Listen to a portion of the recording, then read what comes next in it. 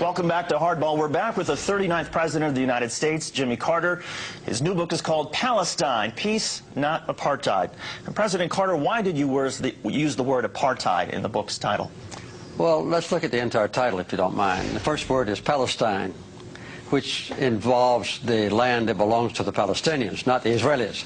I didn't refer to Israel because there's no semblance of anything relating to apartheid within the nation of Israel. And I also emphasized the word not, that is peace and not apartheid. That's what I hope to accomplish with this book, is to move toward that goal. But there's no doubt that within the occupied territories, Palestinian land, that there is a horrendous example of apartheid.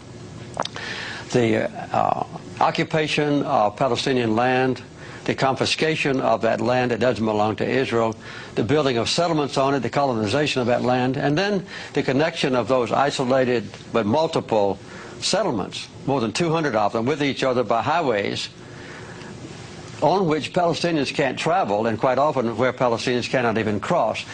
So the persecution of the Palestinians now under the occupied territories, under the occupation forces, is one of the worst examples of human rights deprivation that I know. And I think even worse, though, than a place like Rwanda? Yes, I think, yes. You mean now? Yes. Yeah, I think the impression now of the Israelis, of the Palestinians by the Israelis, is worse than a situation in Africa like the oppression of Rwandans and the Civil War. I'm not going back into ancient history about Rwanda, but right now, the persecution of the Palestinians is one of the worst examples of human rights abuse I know, because the Palestinians... When you're talking about right now, you're not talking about, say, I'm not talking about ancient history, no. Well, Rwanda wasn't ancient history, it was just a few years ago. You can talk about Rwanda if you want to. I want to talk about Palestine.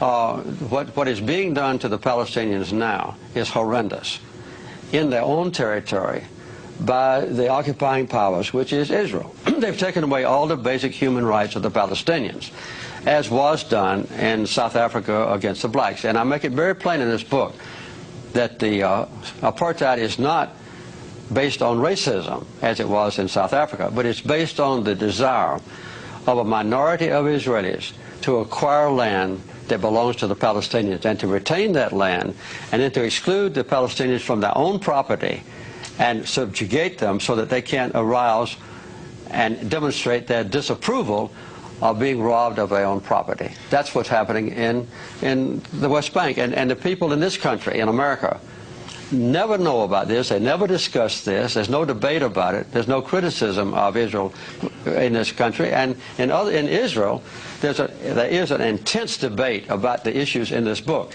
In this country, no. I agree. I mean, I wish we had that sort of debate that they're having in Israel. I wish we had that in the United States. But give us a sort of sense, how much of the responsibility for the conflict, the Israeli-Palestinian conflict, do you think belongs to the Israelis for their tactics like seizing land and occupying territory that didn't belong to them? How much of it is the responsibility of the Palestinians for their suicide terror attacks and their bombings within Israel proper?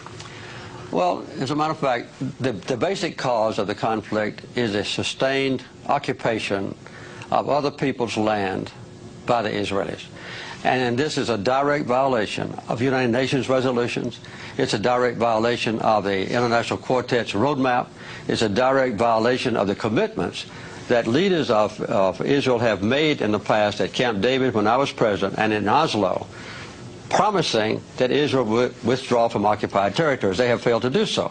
In response to that, and I'm not excusing them, there have been acts of violence. As a matter of fact, though, Hamas, the #1 accused persons of violence, have not committed an act of suicide bombing that caused an Israeli life now since August of 2004. And I hope that they won't do that anymore. Other participants of the Palestinian society, smaller ones, have committed some atrocities. But the loss of life in the entire occupied territories has been horrendous and has been